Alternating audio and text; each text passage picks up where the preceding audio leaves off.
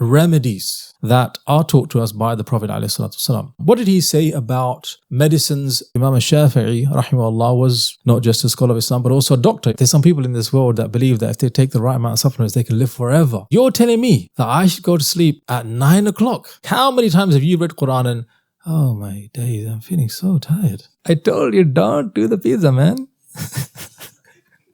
Black seed. It tastes bad.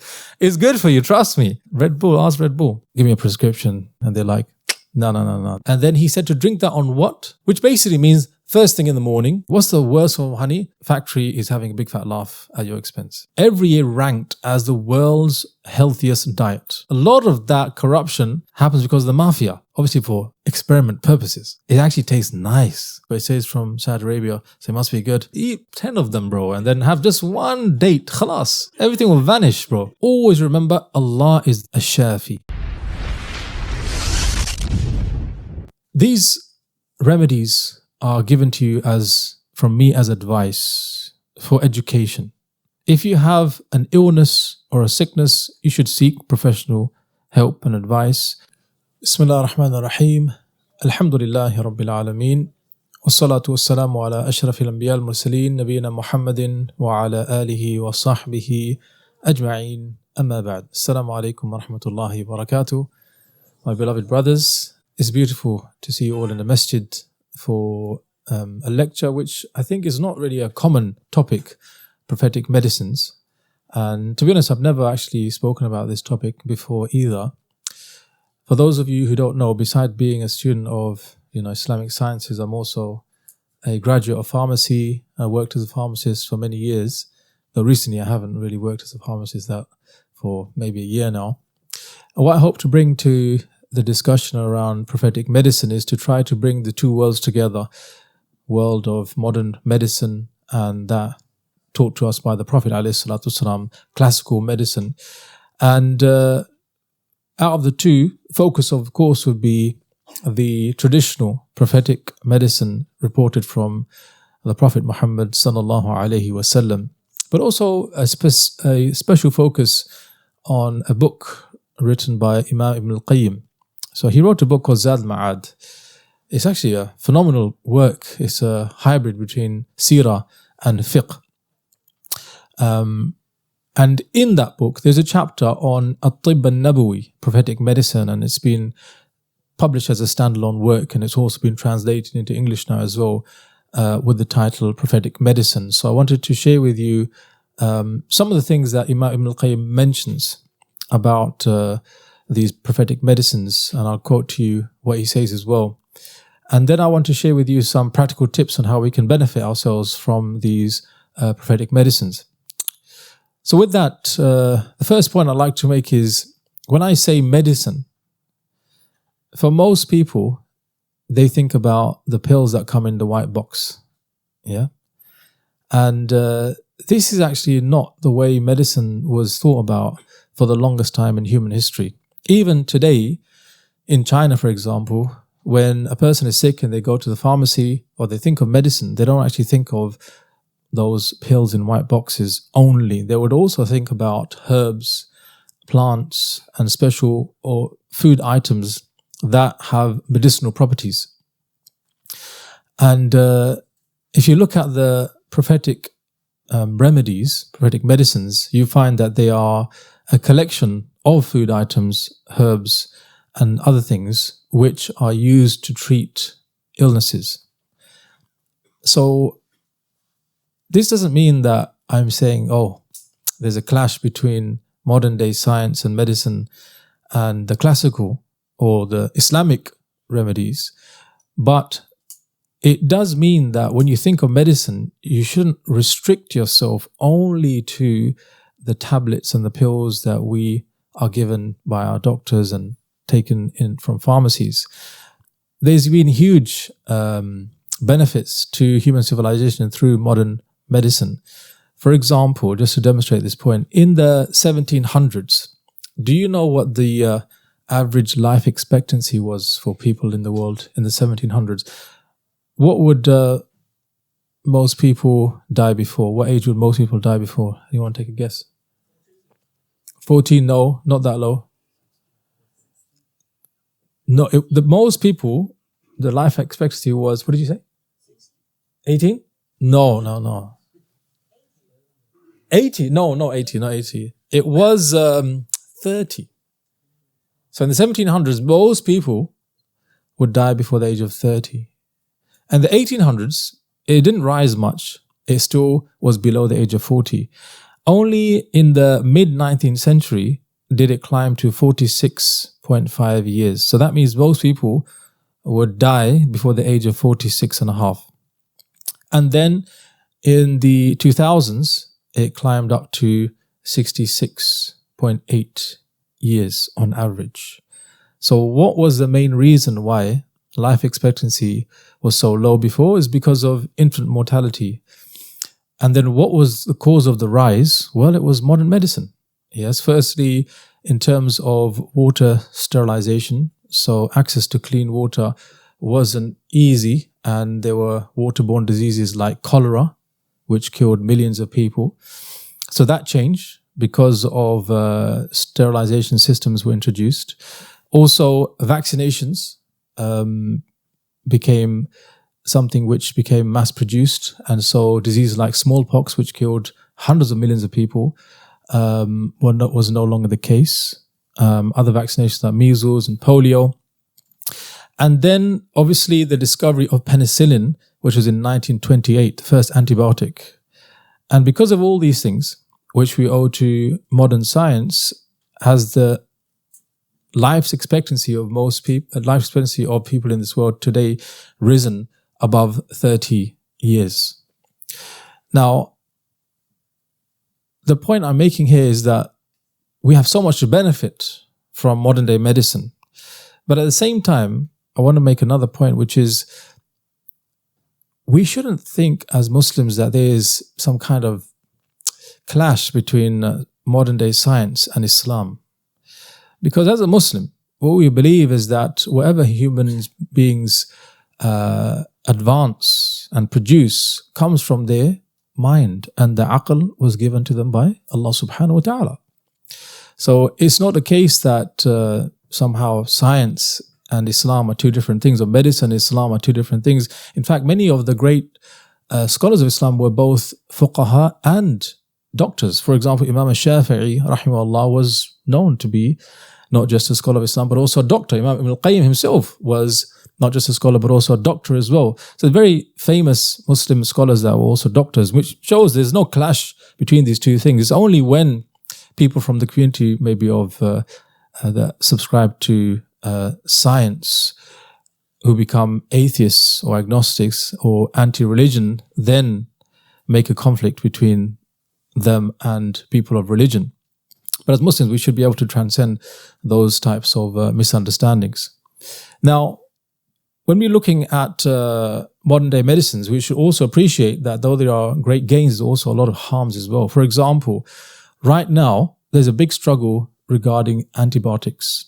Reason being is because there's an overuse of antibiotics, and it's creating these superbugs which are resistant to antibiotics.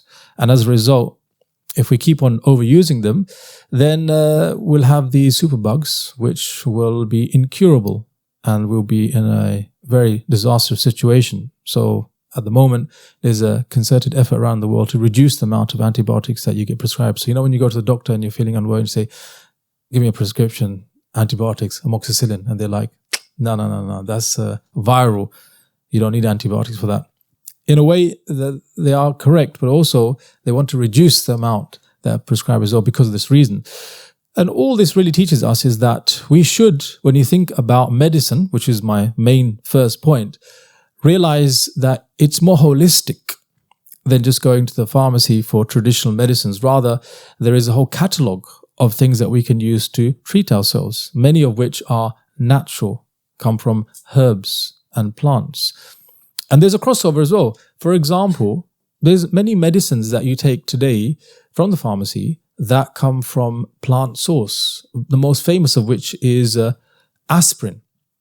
Aspirin comes from willow bark, yes, and that's a plant. And before aspirin was produced, people used to use this willow bark for things like fever and for pain, right? Then with modern science, they managed to find out it was the salicylic acid in that plant that had the potency to treat these things. So they extracted it and made it into tablet form. So there's a whole science behind using plants and herbs to treat, and that's part of modern medicine as well. Now, focusing our attention to the Prophet ﷺ, what did he say about medicines and seeking treatment? There is a classical debate among scholars: is seeking medical treatment mustahab or not? Is it recommended or not? And you might think that's an easy one. Of course, it's recommended. But if you go back, classically speaking, there was a difference of opinion. Some scholars said that it is not recommended to use medicine to treat diseases. And others said, no, it is. Now, how do we understand the position of those who say it is not?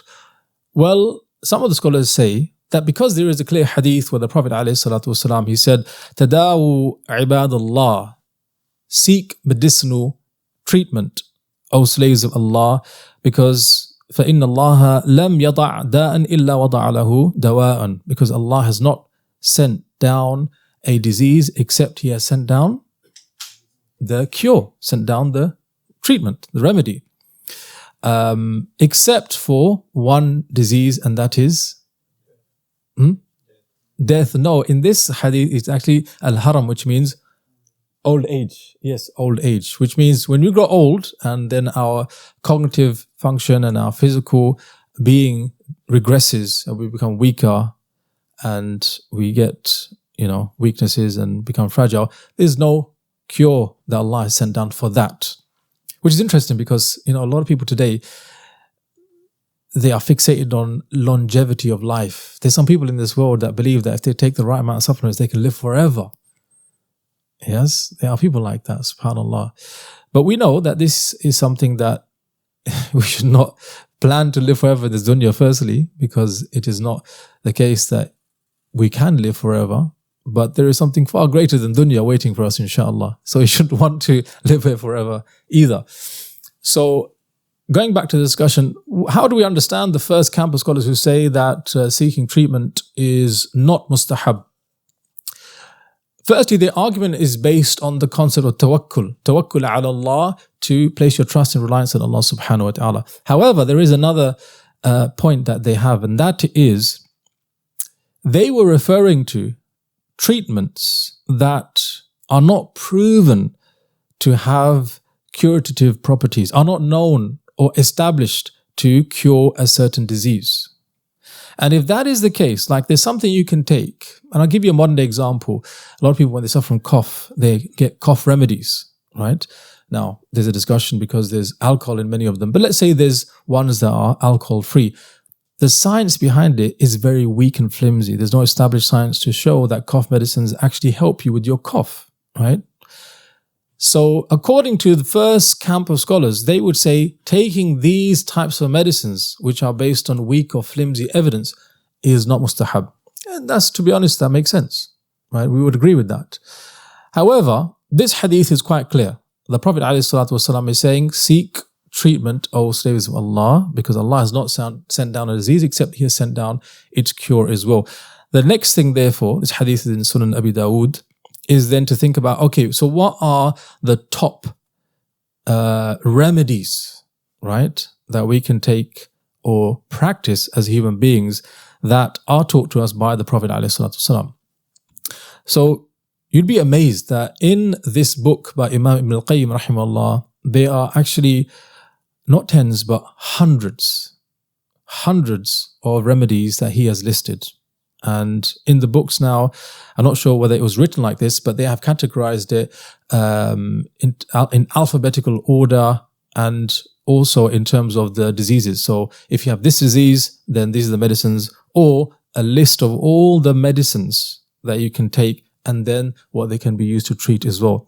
So obviously we don't have time to go through the hundreds, but I've selected a few which inshallah are what I think are actually very prominent, easy to do and extremely beneficial. The first one, which I think nobody would have guessed, is actually sleep. Yes, sleep. So Imam Ibn al-Qayyim rahimahullah, he mentioned that sleep as performed and practiced by the Prophet ﷺ is a remedy, right? So I'm going to read out what he said. Those who read about the Prophet's guidance concerning being awake and concerning sleep will find that his sleep was the best and the most beneficial for the body, the organs, and one's strength. He used to sleep in the early part of the night and would wake up in the beginning of the latter part, use siwak, perform ablution, and pray as much as Allah permitted. Consequently, the body, the organs, and one's strength will acquire their fair share of sleep, rest, and physical activity, along with acquiring the complete rewards from Allah. This method ensures righteousness of the heart and body in this life and the next life. So one of the things Imam al-Qayyim mentioned is the time when the Prophet ﷺ would sleep. When would he sleep? When did he say he would sleep? He didn't say after Isha. He didn't say after Isha, but you're very close. What did you say? Who's speaking? I can't. Early part of the night. Very good. He said that you will sleep in the early part of the night. So this is interesting discussion among some of the fuqaha. They say that it is makruh to speak after Isha. Have you heard this? You didn't know this. So many scholars, they say it is makruh to speak after Isha. And I think, oh my God, I have those long conversations with my friend every night. Why is that the case, that they would say it's makruh? The reason is because, number one, it's sunnah of the Prophet ﷺ to sleep early in the night. And secondly, if you are busy doing this until late into the night, what's going to happen to your tahajjud? What's going to happen to your fajr? What's going to happen to the following day? Yes? So this is tip number one. Timing of sleep is actually just as important as duration of sleep. And you know who knows this better than anyone? People who do night shift. People who work night shifts, they may have 8 hours sleep in the day, but it's not the same as 8 hours at night. وَجَعَلْنَا اللَّيْلَ لِبَاسًا. Allah said, we made the night as a cover. Why? To rest. Allah has made the body in sync with the day and the night. And this cycle is designed with your body in mind. So when you think about going to sleep, if you think of sleep now as a remedy, which means it's a cure for some illnesses, mental illnesses, as well as physical illnesses, sleep should be done when? Well, number one, it should be done as early after Isha as possible. Yes? As early after Isha as possible. So if somebody says, I find it very difficult to sleep early. Let's say somebody who constantly goes to sleep at 1 a.m. And let's imagine we're not in summertime, obviously, that makes Isha as late anyway. But let's say it is, Isha is around 9 o'clock, right? 9 o'clock. So he says, you're telling me that I should go to sleep at 9 o'clock? I can't. I go to sleep at 1 a.m. normally. Well, in response, I would say, well, there's a number of things you can do to try to force yourself to go to sleep early. One of them is, in that day that you want to sleep early, try to tire yourself out by doing a lot of sports or go to the gym or run. Just tire your body out as much as possible. And then you may find that you'll be able to go to sleep earlier. Yes. Also, in order to force yourself, because what happens is once you force yourself to go to sleep earlier, the next day what happens? You start feeling tired naturally at the time that you went to bed yesterday. And then you do that for 3 or 4 days, and now your body has become accustomed to sleeping early. So what else can you do to force yourself to go to sleep early if you find it very difficult? Any other tips? Not use the phone, that's a good one. Yeah, because they say the the blue light from the devices can, activate your brain, and then that can, prevent you from becoming tired and going to sleep. Yes. Reciting, that's an amazing tip, subhanAllah. And the reason why I say it's an amazing tip is because what happens when you recite the Quran? Who comes along and says hello? Ash-shaytan al-rajim. A'udhu billah min dhalik. How many times have you read Quran and, oh my days, I'm feeling so tired? This is from Ash-shaytan. It's beautiful that the Prophet ﷺ, he taught us that before you recite the Quran, you say, A'udhu billahi min ash-shaytan al-rajim. Because you become active in the worship of Allah, and shaitan will become active in trying to misguide you. So yeah, also, even my sheikh, he used to say this to me. He said, if you struggle to go to sleep, just read all the adhkar you're supposed to before you sleep. Because once you start reading all the adhkar, and some of the surah, like Surah Al-Mulk, some scholars say, and others add Surah Yasin, Sajda, he goes, very soon shaitan will come and say, let's put this guy to sleep. He's doing too many hasanat. Yeah. So there's a number of things. You can drink chamomile tea, which is known to naturally have properties to put you to sleep. Wherever it is, all I'm saying is that if you can just do it for one night, the second day it will become easier, and then slowly you can work yourself into that pattern, inshallah. Now, what does good sleep do? Yeah, what does it do? Well, in modern day science, there's studies to show that sleep, what's fascinating is that scientists still haven't really figured out what sleep does. They know that it is essential to human health, but they don't actually know what happens when you go to sleep or why you have to sleep. Isn't it? It's amazing.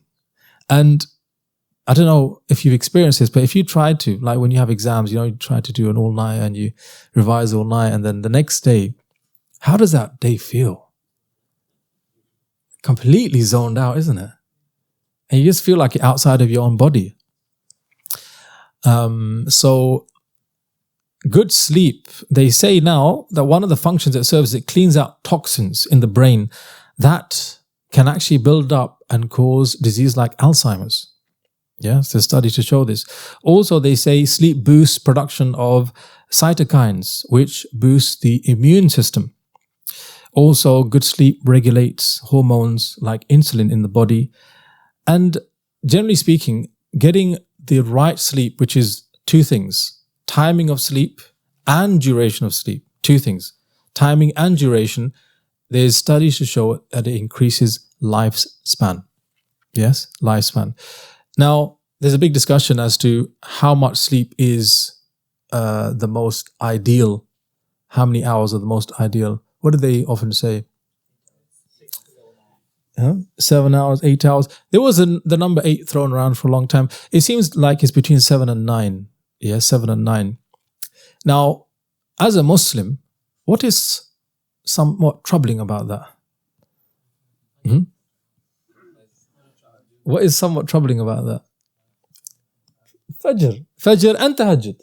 Fajr and tahajjud. If we know that it's from the sunnah of the Prophet ﷺ to wake up before dawn and pray tahajjud and then stay awake for fajr,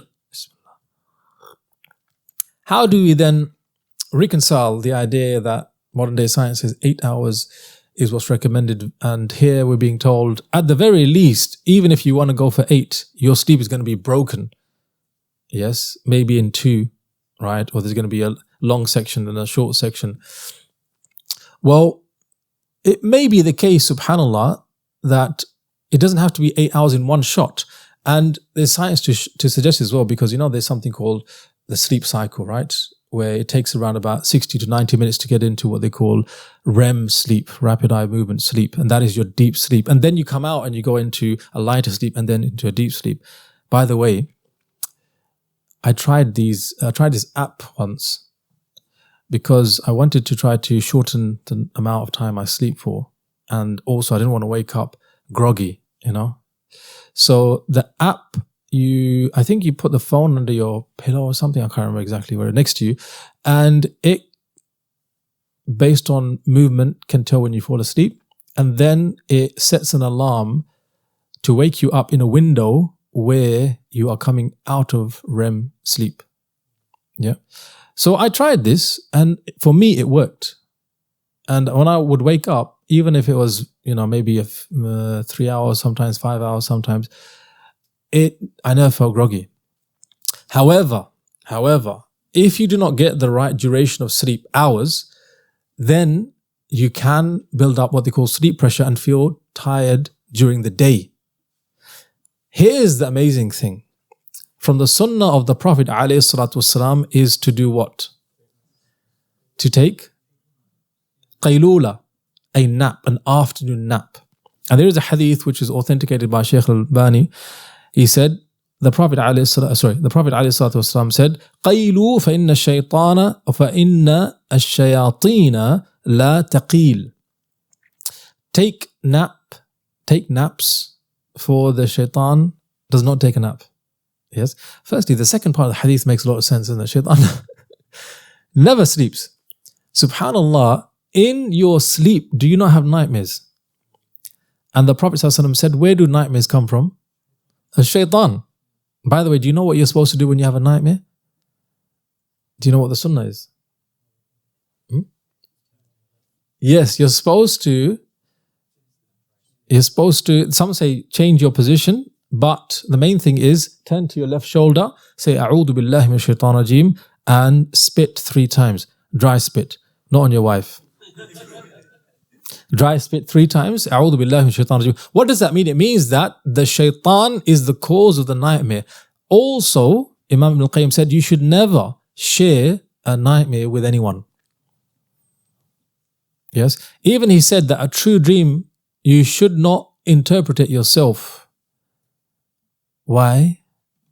He said because if you interpret it wrong, you'll still think it's right, and you may act upon it. You may act upon it. So sorry, there's a bit of a tangent there. So what do we do now? You try and take a nap, right? What is a nap? A lot of people try to nap, but they can't nap. They go into proper sleep, yeah? And then they wake up and it's like, oh my God, what day is it? So a nap, the art of taking a nap, and it is an art, there's some things you must practice. What is the best time?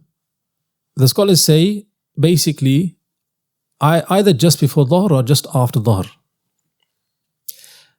When you take a nap, don't go under the covers in your bed. Lie down on your bed, right? But do not go under the covers. Also, when you go for a nap, you should tell yourself, I'm going to sleep for and a number of minutes, anywhere between 10 to 20 minutes. This is called a power nap, 10 to 20 minutes. You know what's fascinating here is that some people can think of a duration in their mind to take a nap for, and they can wake up without an alarm or prompting at bang on that time. Anyone here do that? You can do this? MashaAllah, MashaAllah. Say MashaAllah. This is amazing to be able to do this. But if you cannot do this, obviously use an alarm, yeah? Don't want you to get in trouble with people depending on you and you're sleeping away. The beauty of the nap is you do not go into REM sleep, deep sleep. But what it does do is that it dissipates what they call sleep pressure. And I said sleep pressure is what builds throughout the day, which makes you feel tired. And because maybe you woke up for tahajjud, or you prayed your fajr and you didn't get the full 8 hours sleep, the nap, when taken correctly like this, can make up for that shortcoming. Yes? In either case, whether the ideal time is 8 hours or not, the main thing is that you sleep early and you sleep for a good duration of time. So, Imam al-Qayyim then talks about the best position to sleep in, right? I wanted to say something else about the timing of sleep. In terms of timing, not only should you sleep early, But, and subhanAllah, this works. I found from my experience it works, and there's studies to show this as well, that the ideal sleep is the one that's done at the same time every day and waking up at the same time every day.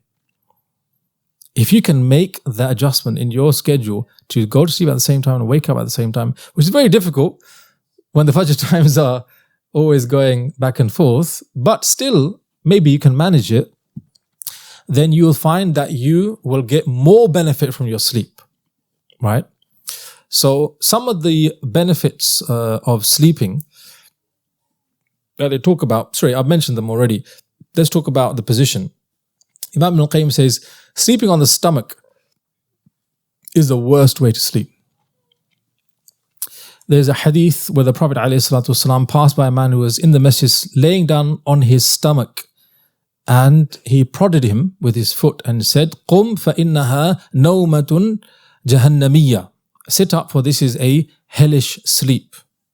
Yes. Some of the scholars say that hadith da'if.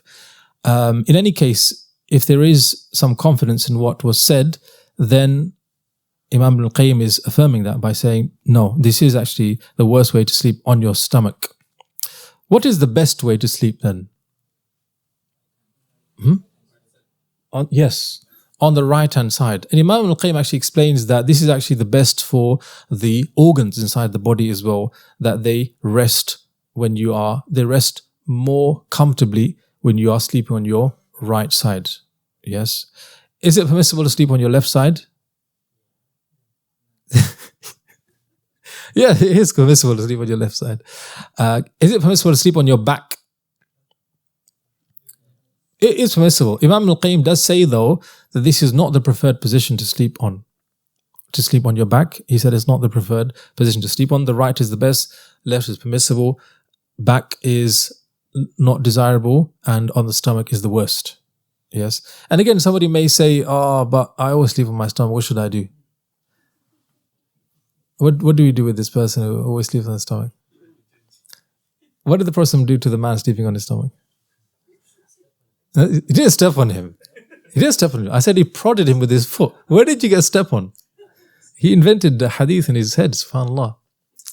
Yeah, maybe we'll prod this person with our foot as well. Yeah. So oversleeping, this is another problem. Oversleeping. So this is now, you are sleeping more than the ideal amount, which some say between 7 to 9.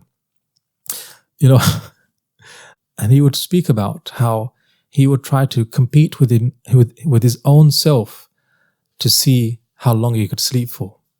He said, once I slept for 2 days.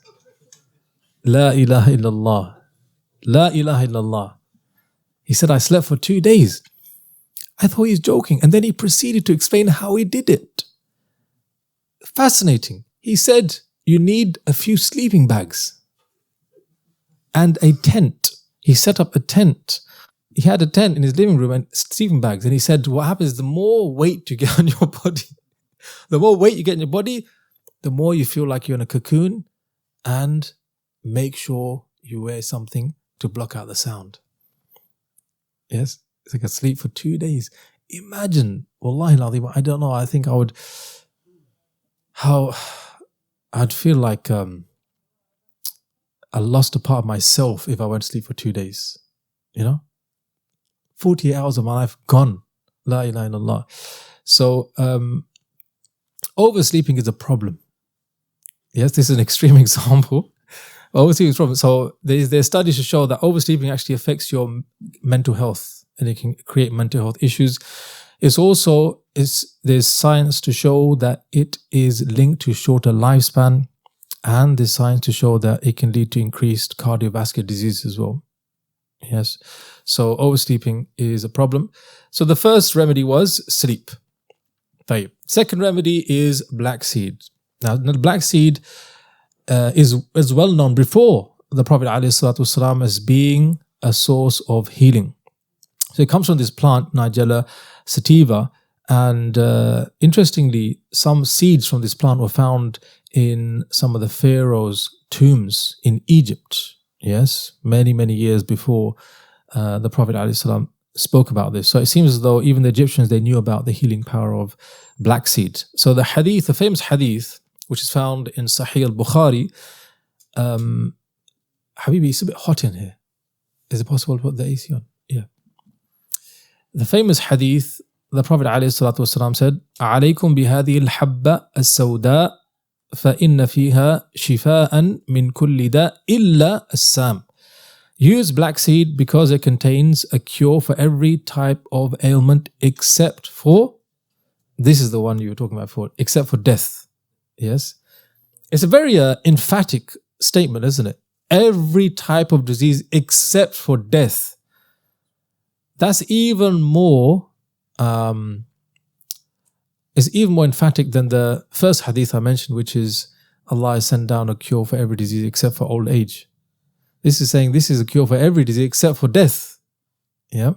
So, and moreover, it's reported in Sahih Bukhari as well. So modern day science, what does modern day science say about the black seed? What we hear is that it contains oil and an active compound that has anti-inflammatory properties as well as antioxidant properties as well. And therefore, some experts say that black seed can be a remedy to treat things like asthma, allergies, rheumatoid arthritis, eczema, psoriasis. And there's a study I came across that shows that a half a teaspoon daily can improve brain health like memory and attention. Yes. There's many studies going on with black seed, but it comes in different forms. The problem with black seed is what? Has anyone tried black seed? What is the problem with black seed? Yeah, it's a very not pleasant tasting thing, basically. Yes. But Imam al-Qayyim has something. He has something for you. Yes. So he says one of the ways to use black seed is to ground it, so the powder form, blended with honey and drunk with some warm water. Yeah. So if you were to mix it with some honey, and honey we'll talk about as well, in water, meaning dilute it, then you can knock it back, inshallah, and the taste will not prevent you. But some of these things, they have unpleasant taste. There's another tangent here. Red Bull. Anyone had Red Bull before? It's banned in some countries, isn't it? Why is it banned? Because of the excessive caffeine content. When Red Bull came out, it was trying to compete with the likes of Coca-Cola. And that market is cornered by Coca-Cola and maybe one or two other big names. However, it managed to carve out a space in the market for itself and it became a huge player. Now Red Bull is mainstream, right? One of their marketing ploys was to make it taste bad and to put it in smaller cans and to charge way more than anyone else. Do you know why? Because they said, most people, when they think of medicine, they think of something that doesn't taste nice and is more expensive than the regular stuff and comes in small amounts. Interesting. Yes. And remember, when it came out, it was like £1. And back then, a can of Coke would be like 40 pence, 50 pence. Yeah. Anyway, that was a bit of a tangent, but going back to the black seed, it tastes bad. It's good for you, trust me. Yeah, Red Bull, ask Red Bull. So there's a narration here where the Prophet, a companion once fell ill, and Ibn Abi Atiq came to visit him and said, treat him with black seed, take 5 or 7 seeds and crush them, mix the powder with oil and drop the resulting mixture into both the nostrils. For Aisha radiallahu anha narrated to me that she heard the Prophet ﷺ say, black seed is healing for all diseases except for death. So that's black seeds. If you can, get your hands on it and to use it, especially in the way that I mentioned, mixing it with honey and then with water and having it regularly, inshallah, you will see the benefits. Then we have honey. Now honey, I think, is the only one out of all of these remedies or food items mentioned in the Quran explicitly as being shifa. The other ones mentioned a hadith. So the verse is an amazing verse, Surah An-Nahl. Allah subhanahu wa ta'ala says, وَأَوْحَى رَبُّكَ إِلَى النَّحْلِ أَنِ اتَّخِذِي مِنَ الْجِبَالِ بُيُوتًا وَمِنَ الشَّجْرِ وَمِمَّا يَعْرِشُونَ. Your Lord revealed to the honeybee, make homes in the mountains, in the trees, and in the structures they raise. Then Allah says, يَخْرُجُ مِنْ بُطُونِهَا شَرَابٌ مُخْتَلِفٌ أَلْوَانُهُ فِيهِ شِفَاءٌ لِلنَّاسِ. From their bellies come forth liquid of varying colors in which there is healing for people. It is fascinating that the Quran mentioned the houses of the honeybees as well as the liquid that comes from them, which we call honey. The houses of the honeybees is called what? The hive. Yes. And the hive, just the engineering feat in the construction of the hive is something that human beings today marvel over. That hexagonal shape, yes. Allah is saying, I inspired this tiny weak creature to create such a formidable structure. Yes, formidable structure. You know, some of these man-made islands you find like in Dubai and other places. You know, one of the biggest engineering problems that they have is how are they going to construct these tall buildings when there's waves crashing against the foundations of this man-made island. So you know what they do? They realize that they have to put some kind of like breakers around the structure of the island so that when the water comes, it doesn't crash directly with force against the foundations. And then they realize that obviously they can't build a wall around it. We still want the water there. They need to build some kind of structure that would allow it to pass through, but would basically take off the momentum of the water. Which structure did they find was the strongest and served the benefit that they wanted to the best? It was the honeycomb structure. Yes, the honeycomb structure. So Allah first and foremost is saying, your Lord inspired this animal to create something like this. Then Allah said, but what do they use it for? They use it, these animals, these insects use it to produce something called honey, which Allah says shifa'un linnas. He never said shifa'un lil mu'mineen.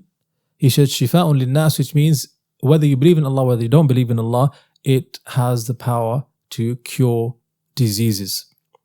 And this is also well known in modern medicine as well. One of the things Ibn Ashur mentioned, I want to read to you. He said, this verse is teaching us that Allah the Almighty has placed within the bee a perception, leading it to perform a precise, well-ordered craft, producing a useful drink that requires no milker to extract. So he's saying if you think about other animals like cows and sheep, they do produce milk, but you require someone to go to the udder to remove it. As for the bee, it produces it and removes it from its own body so that human beings can take it. Yes, this is from the generosity of Allah subhanahu wa ta'ala. Then we have a hadith of the Prophet ﷺ, reported by Ibn Abbas, that the Prophet ﷺ said, healing is in three: a gulp of honey, cupping, and cauterizing, which is using heat basically to seal up wounds. But he said, I forbid my followers from using cauterization. So the third one, he forbids us from using. Now, talking about honey, Imam Ibn Qayyim says, the Prophet ﷺ used to drink honey with cold water, and this is an especially effective method to preserve the health that only the best doctors could have knowledge of. Drinking honey on an empty stomach will dissolve phlegm, purify the stomach's protective layers, and dissipate its viscidity and excrements while heating it mildly. Honey in addition helps against the clogs in the stomach, kidney, liver, and prostate. Honey is much more beneficial to the stomach than any other sweet. So many things. So if you suffer from gut problems, if you suffer from, for example, IBS, irritable bowel syndrome, or you have problem with digestion, even if you have the diseases that are more troublesome, like Crohn's disease. A friend of mine, subhanAllah, he suffers from Crohn's disease. May Allah give him shifa. He says that when he gets a flare up, the only thing that he can have is honey and almonds. Nothing else. He can only eat those two things when he's at his worst. So if you have stomach problems, have honey, which is the way that Imam al-Qayyim said the Prophet ﷺ used to have it. He said he used to take some honey, dissolve it in cold water. The problem is sometimes the honey is very thick, depending on where it comes from, and it doesn't dissolve easily in cold water. So what you do is you take a little bit of warm water, not boiling water. I'm going to come to this point later, but you know, when you excessively heat a lot of these natural remedies, a lot of their healing properties are killed off, like the proteins and stuff like that. So you get a little bit of warm water and you mix the honey in there, then you mix in more cold water. طيب. And then he said to drink that on what? On an empty stomach, which basically means first thing in the morning, you wake up, get your honey, a little bit dissolved in warm water, then add to the cold water, and then you drink it on empty stomach. And he mentioned so many benefits of this. He also mentioned that Imam az-Zuhri said, eat honey because it is good for the memory. Yes. So if you've got exams coming up, yeah, you want to remember everything, honey. He said the best type of honey is the white, pure, light and sweet honey.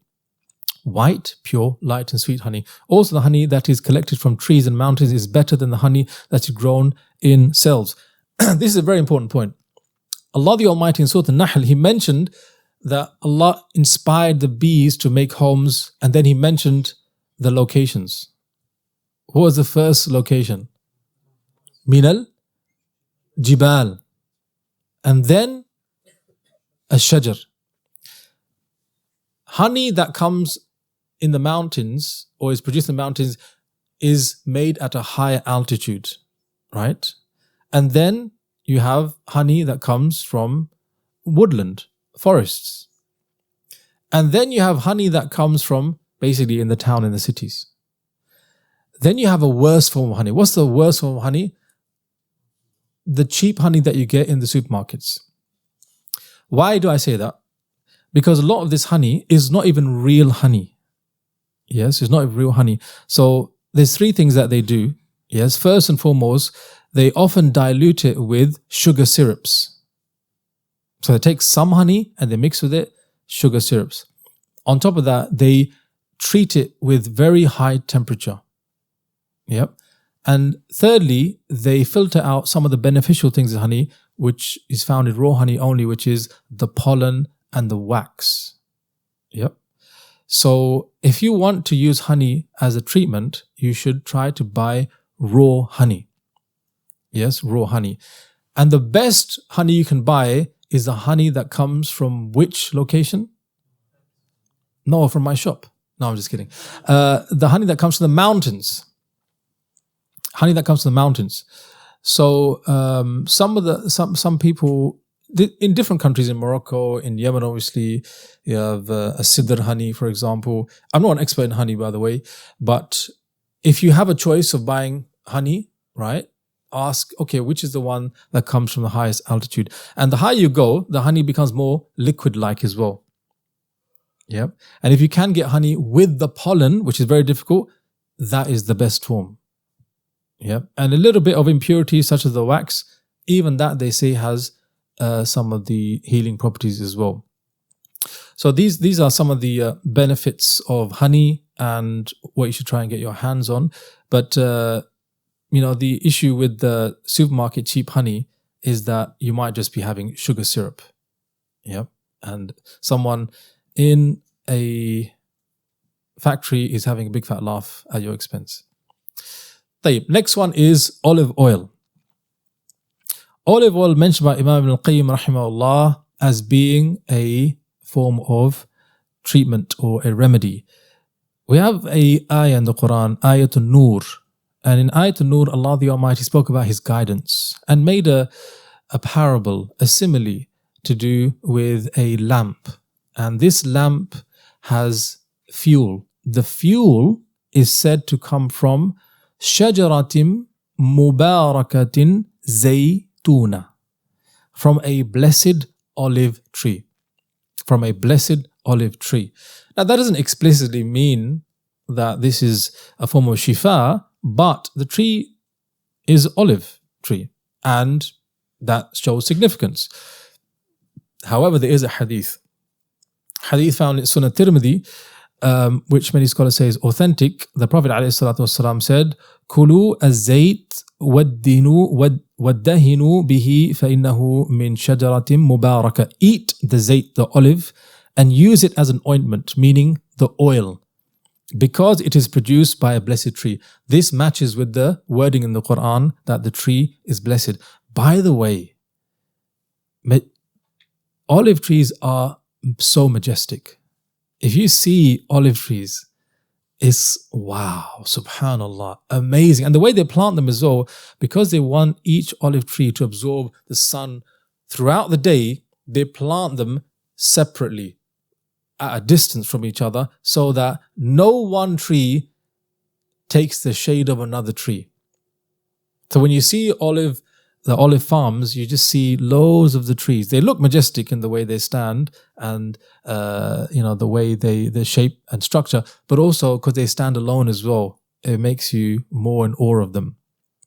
In any case, Imam Ibn al-Qayyim, he says, the best type of olive oil is that squeezed from ripe olives, while oil from unripe olives is cold and dry. Now, here's a bit of a clash here between modern science and what Imam Ibn al-Qayyim is saying here. So first and foremost, olive oil is known to be the central ingredient in the Mediterranean diet. The Mediterranean diet is every year ranked as the world's healthiest diet. Yes? And olive oil is central to that diet. They put it in everything. And the best type of olive oil is extra virgin olive oil. They refer to it as EVO, E-V-O-O, extra virgin olive oil. Now, extra virgin olive oil is basically, in simple terms, the purest version of olive oil. More technically, it is made from a mixture of green unripe olives, which are said to have the most nutritional, medicinal properties, plus some of the riper non-green, like purple olives. However, those olives, when combined, because the ripe ones have better flavor, the unripe ones have a bitterness, so they mix it. The main thing is that from picking it to pressing it is a short window. And secondly, when they press it, it's cold pressed, meaning there's no heat treatment. Remember I mentioned that heat sometimes kills medicinal properties. So it's cold pressed. That olive oil, extra virgin olive oil, is like liquid gold. And you should try to ingest it, get it inside your body in as many ways as possible. You can cook with it so long as it's not extremely high temperature because it has a low smoke point. But on salads, even having a spoonful every day will be extremely beneficial. And I'll mention some of the benefits. One of the interesting things about olive oil, extra virgin olive oil, is that a lot of the exported stuff from Greece and from Italy is basically contaminated or corrupted before it reaches us. Yeah. So a lot of the stuff in the supermarkets that say extra virgin oil is not extra virgin olive oil. And in Italy, because it comes from the south, a lot of that corruption happens because of the mafia. The mafia have taken control of a lot of the ports. And what they do is they made business out of olive oil. How? By corrupting it. So they mix it with rapeseed, they mix it with loads of other things, and no one knows the difference anyway. It gets shipped over to us and we just see it on supermarkets, we just buy it. So someone did a study in North America. They just got all the extra virgin olive oil off the supermarket shelf, which is readily available, tested it and found that the overwhelming majority was not extra virgin olive oil. It was mixed. Overwhelming majority. I don't know if the same is in the UK, but I thought I'd test this theory myself, right? So I bought some expensive extra virgin olive oil from Waitrose, obviously for experiment purposes. And then I ordered some extra virgin olive oil from a small olive farm in Italy that I know someone who goes there, has seen it, and personally recommends it.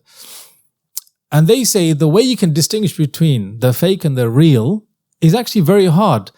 The main distinguishing factor is the smell and the taste.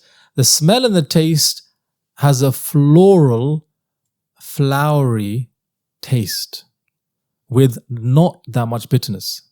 So the floral smell and the taste is really the main thing distinguishes it. This is actually important because not only are you going to be able to get your hands on the right stuff, but if you take a spoonful of the real extra virgin olive oil, you will like it. It will not taste oily. It will not taste like, oh God. It actually tastes nice. Yep. So I got both of those, the Waitrose one and this one. I could tell the difference.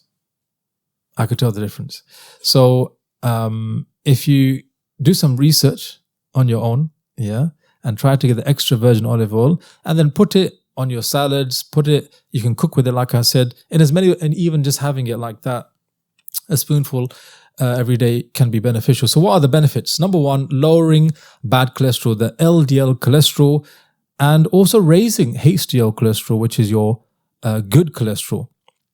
There was a study I came across that showed that people who drank 45 ml amounts of extra virgin olive oil, this is the proper stuff, for 9 weeks lost 5.2 pounds in weight loss. 5.2 pounds in weight loss. So for losing weight, also reducing the blood sugar level post-meal. So when you eat, you get your spike in glucose. Having extra virgin olive oil, the studies show that it reduces the spike in the blood sugar levels. طيب. The next one is Siwak. Siwak. What is Siwak? Siwak or miswak is a natural toothbrush made from the twig or root of a tree. Yeah, we've all seen it. I think I have one here. Yes, this miswak, it says here. I was just going to see where it's produced. I can't tell where it's produced, but it says from Saudi Arabia. So this is mentioned by the Prophet ﷺ, not this particular one, but the idea of siwak. And it's actually been used in Asia, in Africa, as well as Arabia for thousands of years for oral hygiene. Yes, for oral hygiene. Now, Imam Ibn al-Qayyim says the best siwak comes from the twigs of the tree of al-Arak. Al-Arak is a tree, the scientific name is Salvadora persica. Salvadora persica. And he says the fibers of the siwak, they act like natural bristles. They scrub away the particles of food and plaque. Now, going to the guidance of the Prophet ﷺ, there's an authentic hadith in which he said, this is a report about him. أنه صلى الله عليه وسلم كان إذا قام من الليل يشوس فاه بالسواك. Whenever the Prophet ﷺ would wake up at night, he would clean his mouth with a siwak. And also in Al-Bukhari, the Prophet ﷺ said, السواك مطهرة للفم مرضاة للرب. Siwak cleans the mouth and pleases the Lord. One of the obvious ways in which using siwak pleases Allah is what? Why does using this to clean your mouth please Allah subhanahu wa ta'ala?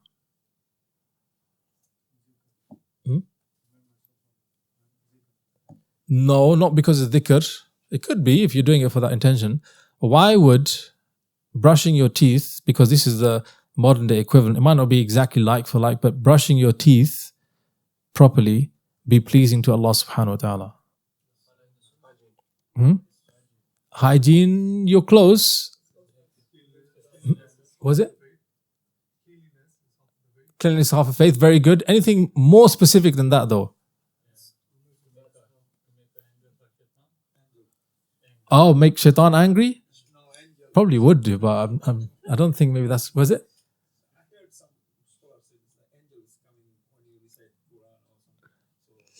You're warmer. You're warmer. Yes.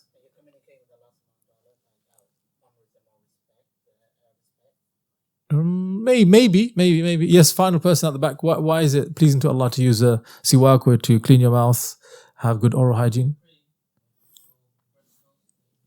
Ahsant. Because bad breath is something displeasing to Allah subhanahu wa ta'ala. Yes. And the Prophet ﷺ would specifically use siwak. One of the reasons was to make sure he didn't have no bad odor coming from his mouth. Sallallahu alayhi wasallam. Even in his last moments, when he is struggling with fever and the sakaratul maut is approaching him, he still asked Aisha to ask Abdurrahman to pass him the siwak, and he cleaned his teeth, sallallahu alayhi wasallam, very close to the time that he passed away. So using siwak is, in this hadith, cleans the mouth. It is something that gives good oral hygiene. Imam al-Qayyim says siwak is beneficial for many reasons, such as perfuming the mouth, strengthening the gums, clearing the phlegm and the sight and the sight, so the eyes, and preventing cavities. It also preserves health of the stomach, clears the voice, helps the digestion process, helps make the speech clear, and encourages one to recite the Quran, remember Allah, and to pray. Siwak also fights sleepiness, pleases the Lord, delights the angels, and increases the number of the good deeds. So what is really amazing is that modern day science has linked good oral hygiene to general body health. Yes, and I wanted to just share with you that there's some studies that show that there are links between poor oral hygiene and systemic diseases such as heart disease and stroke. So there's a study that says that, or shows that gum disease is linked to plaque buildup, meaning in the blood vessels, which then increases the risk of heart attack. In another study, they show that bad oral hygiene, poor oral hygiene, makes you 2 to 3 times a higher risk of cardiovascular events. Also, diabetes. Gum inflammation makes it harder to control blood sugar. So having good oral hygiene helps your body, generally speaking. Imam al-Qayyim says, the best way to use the siwak is by soaking it in rose water. Also, the best type of siwak is made from walnut stems. And he mentioned, the author of At-Taysir said, it is said that when one uses siwak once every 5 days, it will clear the head, sharpen the senses, and alert the mind. So beside the actual siwak, can we include in this guidance using toothbrush, using toothpaste, flossing, and other things used to clean the gums and the teeth? Yes or no? Can we? What do you think? If the purpose of the siwak is to increase the oral hygiene, then anything that can also do that would be included, so long as it's beneficial, right? So brushing regularly, brushing thoroughly, flossing is supposed to have a huge number of benefits attached to it as well. All these things not only freshen your breath, but they stop things like gum disease. And we've just shown you here that gum disease is actually connected to other systemic diseases like heart disease and also diabetes as well. So siwak, another remedy. I think we have time for one more or not? Yeah. We'll do one more, and that is dates. Dates are of number of different types, right? You have the fresh dates, you have the ripe dates, and they have different names in Arabic as well. The one we're going to focus on is tamr. So tamr are the dry dates. In a hadith in Sahih Muslim, so in Bukhari and Muslim, the Prophet ﷺ said,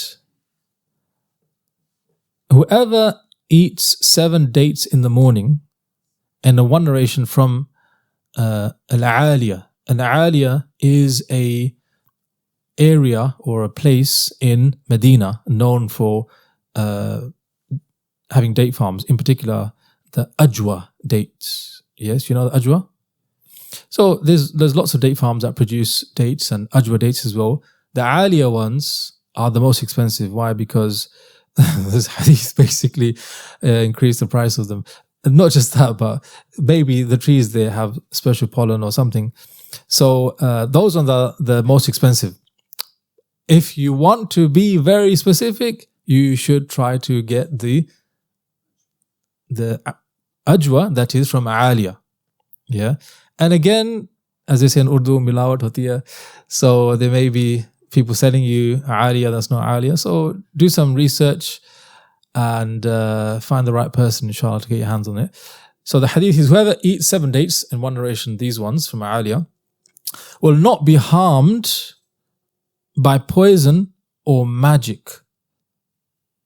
Yeah, will not be harmed by poison or magic.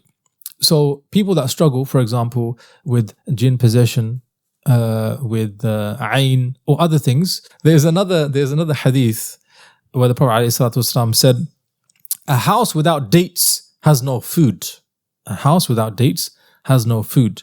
So it seems to be that, generally speaking, dates have a medicinal property, can be used for healing and treatment. This is also confirmed by modern science as well. They say that the fruit that has the most amount of sugar per, weight is the date. Yes, dates. And very famously, the famous tennis player, in between the games, he sits down and he will have one of those majhul dates. Yep. So this is well known that, for boosting your energy, dates are very, very good. Imam al-Qayyim says, Tamr, dried dates, he says, strengthen the liver, relax the bowels, increase semen production, especially when taken with pine, meaning pine nuts, and relieve sore throat. As for those who are not used to eating dried dates, such as the residents of cold areas, dry dates cause them clogs, harm the teeth and cause headaches unless they are eaten with almonds and poppy. So I actually have this problem. When I go for Umrah, I go crazy on the dates. Yes, one of the first things I do is I get those, those almost unripe dates that are found in the freezer. They're half ripe, half hard. You've seen those ones? They're amazing. They are addictive. The top of them, the top part of the date is basically unripe. The hard, fibrous, but the bottom half, squidgy and sweet. And they're usually frozen. So I get some of those and I get a little tub of cream and some khubz, some bread, fresh bread. And then Bismillah, it just starts. Then what happens is 2 days afterwards, all spots come out. Yeah, so this is the hot. This is what you're talking about.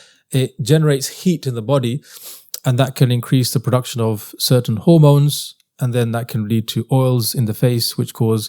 So he's saying that if you have this problem, then you should have it with, he says, almond or poppy. Yeah, poppy seeds, very good. He says dried dates are among the most nutritious fruits. This is confirmed now as well. On a tangent, which fruit has the most vitamin C? Do you know? No, it's not orange. No, it's not lemon either. No, it's not grapefruit. It's actually green color. No, it's kiwi.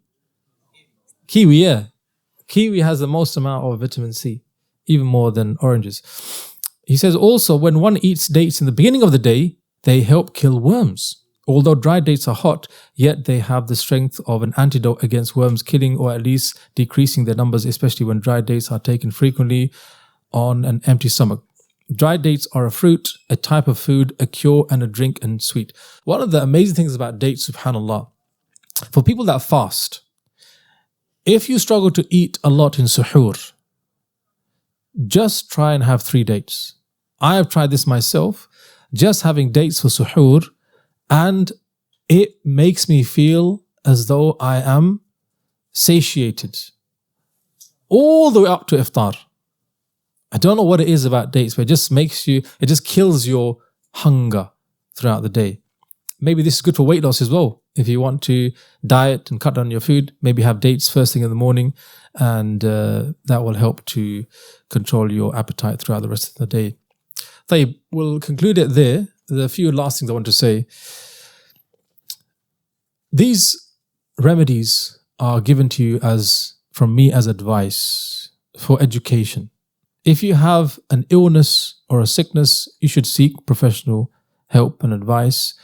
And when you do, also consider being more holistic in how you treat yourself.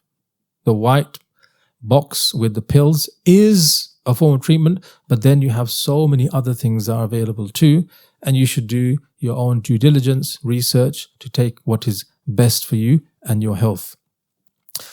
Secondly, whatever we take, always remember Allah is the Ash-Shafi, the cure. He is the one who provides the cure.